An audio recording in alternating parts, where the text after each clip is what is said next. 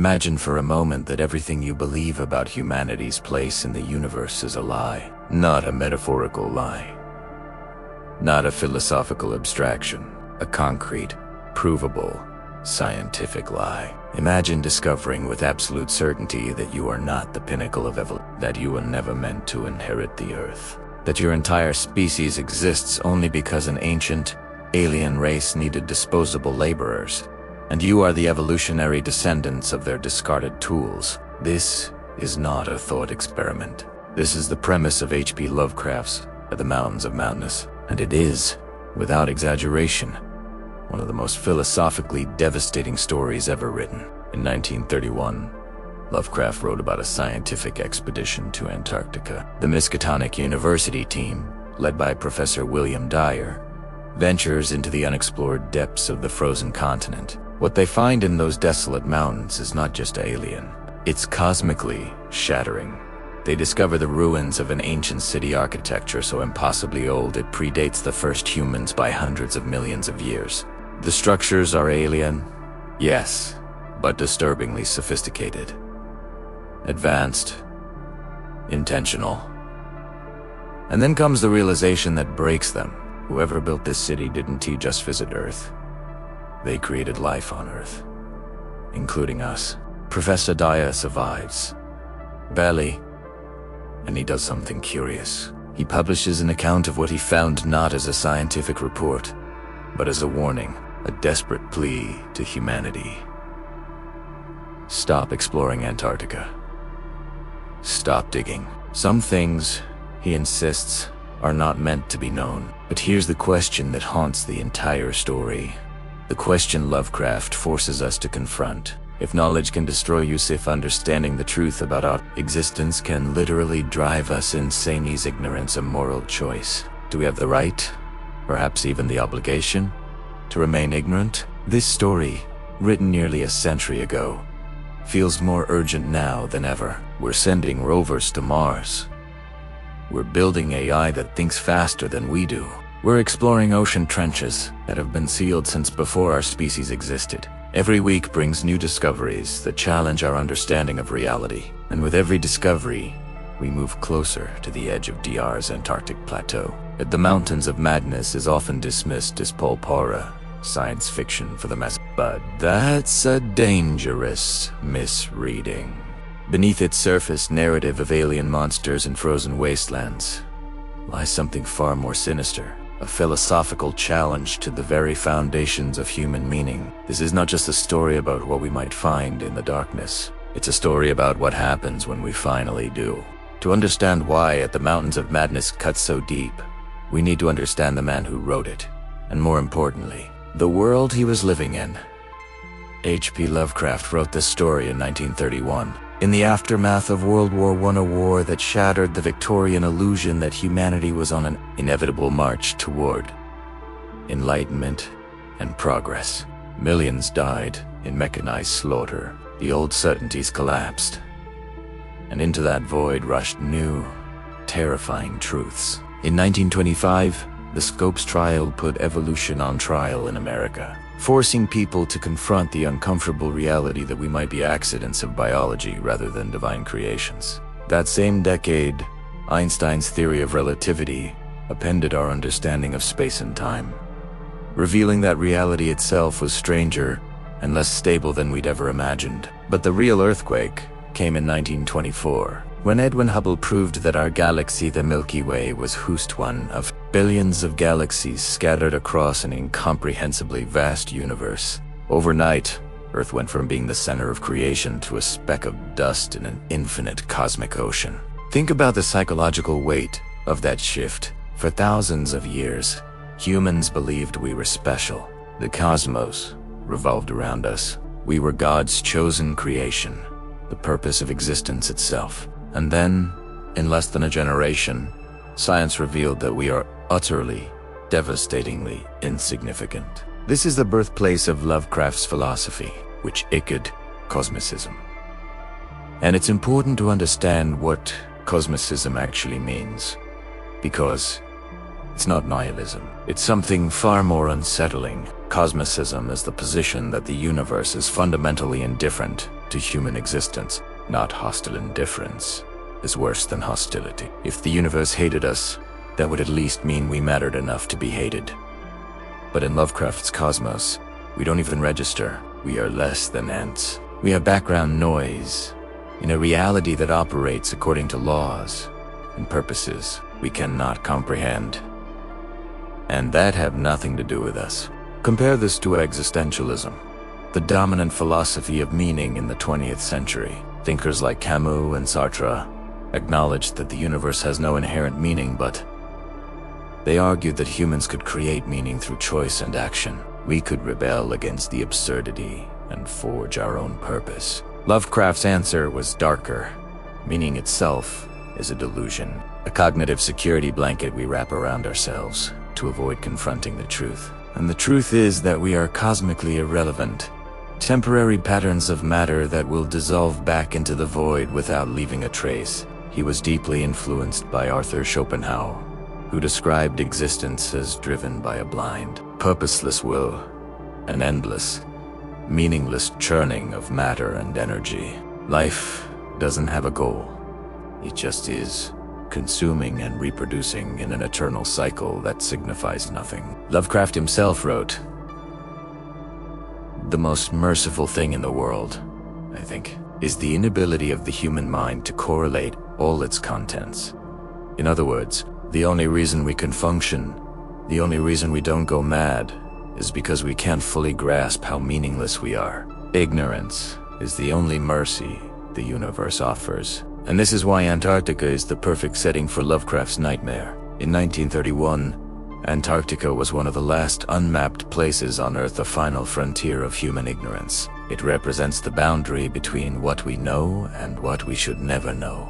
Crossing into Antarctica, in Lovecraft's story, is not an act of exploration. It's an act of cosmic trespass. The frozen wasteland becomes a metaphor for the truth itself. Vast, inhospitable, and utterly indifferent to whether we survive the encounter with it. But here's where The Mountains of Madness reveals its true genius. Because this story doesn't just philosophize about cosmic insignificance. It constructs an intricate psychological mechanism, a narrative machine designed to systematically dismantle every comforting belief humans hold about themselves. And it does this through 3 devastating revelations. 3 discoveries that strip away, layer by layer, the illusions we use to convince ourselves we matter. Let's start with the first revelation. Humans are not special creations. In the story, Professor Dyer's team discovers that the Elder Things, these ancient, alien scientists, arrived on Earth billions of years ago. They didn't come to colonize. They came to experiment. And over millions of years, they bioengineered all life on Earth. Every species, every evolutionary branch, including us. But here's the twist that makes it truly horrifying. Humans weren't the goal. We weren't even a side project. We are the descendants of the Shagutha Serveto race, a slave species created by the Elder Things to do manual labor. Imagine that. We are the biological equivalent of a factory defect that somehow escaped the assembly line. Now, we're already uncomfortable with Darwinian evolution. The idea that we're just one branch on a random tree of life bothers us. But at least, natural selection is a neutral process. There's no intent, no judgment, but designed evil evolution with a purpose, and that purpose was slavery. That's a different kind of horror. It means we exist not by accident, not by divine plan, but as a mistake. The Elder Things didn't want us to evolve intelligence. We were supposed to remain mindless laborers, but we evolved beyond their control. The psychological mechanism at work here is teleological. Thinking the desperate human need to believe we exist for a reason, that there's a purpose to our consciousness. Lovecraft doesn't just deny that purpose, he replaces it with something worse. A purpose we failed to fulfill. We are cosmically unnecessary. Then comes the second revelation. Civilization is not progress. It's a cycle. Dyer's expedition explores the Elder Things city, reading the story of their civilization through ancient carvings and murals. And what they discover is that the Elder Things had built a vast, technologically advanced society that lasted for over 50 million years. 50 million years. And then it collapsed, destroyed by their own creation. The Shoggoths, those mindless slaves, developed intelligence. They rebelled, and they tore down everything the Elder Things had built. The parallels to our own moment in history are impossible to ignore. Right now, in 2025, we are building artificial intelligence. We are creating systems designed to serve us, to do our labor, to think faster and more efficiently than we can. And every AI researcher will tell you the same thing. We don't fully understand how these systems work. We don't know if we can control them once they surpass us. We are, quite literally, recreating the Elder Thing's fatal mistake. And we know it. But we can't stop. This reveals the second psychological mechanism, the myth of perpetual progress. We are conditioned to believe that history moves in a line upward, forward, toward greater knowledge, greater technology, greater control. But Lovecraft shows us history as a circle. The created destroys the creator. Intelligence devours its origin. This has happened before. It will happen again. We are not ascending toward transcendence. We are repeating a cycle that was already ancient when our species learned to make fire. And now, the third revelation, the one that shatters minds. Knowledge itself destroys sanity. This is the heart of the story's horror. Dyer's team doesn't go insane because they see monsters. They go insane because they understand what they're seeing. When Dyer deciphers the Elder Things, historical murals, he realizes AS, looking at a law of the universe. The created always surpasses and destroys the creator. It's not a tragedy. It's not a cautionary tale. It's a pattern. An inevitability. This is what Lovecraft called noetic horror, fear generated. Not by ignorance, but by knowledge itself. It's the realization that understanding reality more deeply doesn't enlighten you. It breaks you. The philosopher Thomas Ligotti would later expand this idea, arguing that consciousness itself is a cosmic mistaken evolutionary accident that cursed us with the ability to comprehend our own meaninglessness. We are the only species that knows it will die, that knows the universe doesn't care, and we're forced to live with that knowledge every single day. This connects directly to a concept in modern psychology called terror management theory. It poses that humans construct elaborate belief systems. Religion, nationalism, ideologies of progress specifically, to shield themselves from the paralyzing terror of death and insignificance. These aren't just stories we tell ourselves, they're cognitive defense mechanisms. Remove them, and the mind collapses. And that's exactly what happens in Lovecraft's story. The expedition members see proof that our defense mechanisms are lies, and their minds, unable to correlate the truth with their need for meaning, simply break.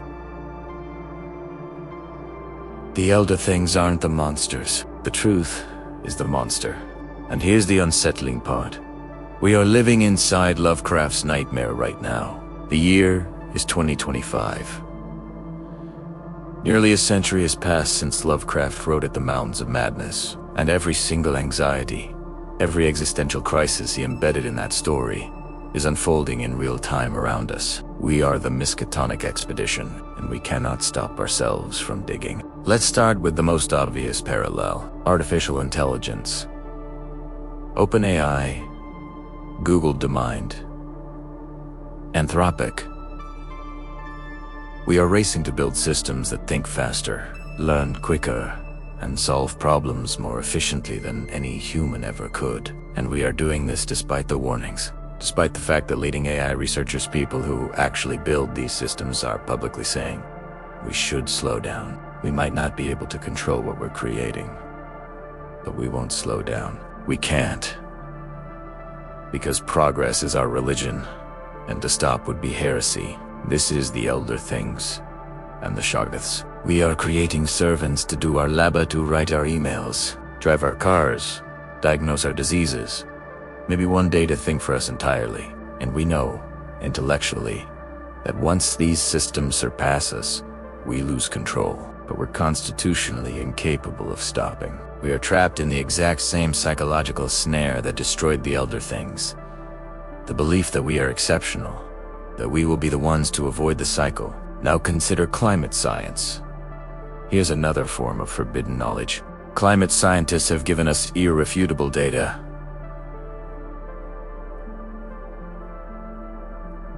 The planet is warming, ecosystems are collapsing, and if we don't fundamentally change our civilization's trajectory, we're headed for catastrophe. This is Dyer's warning. This is the message from the Antarctic plateau. Turn back, or face annihilation. And how does society respond? With denial, with apocalypse fatigue, with learned helplessness. We know the truth.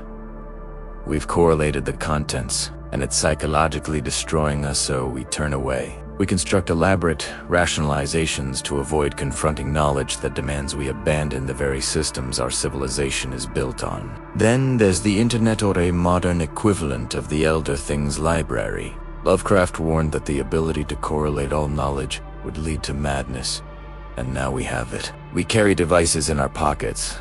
They give us instant access to the sum total of human information. Every fact, every perspective, every conspiracy, every truth and lie, all available simultaneously, and it is making us insane.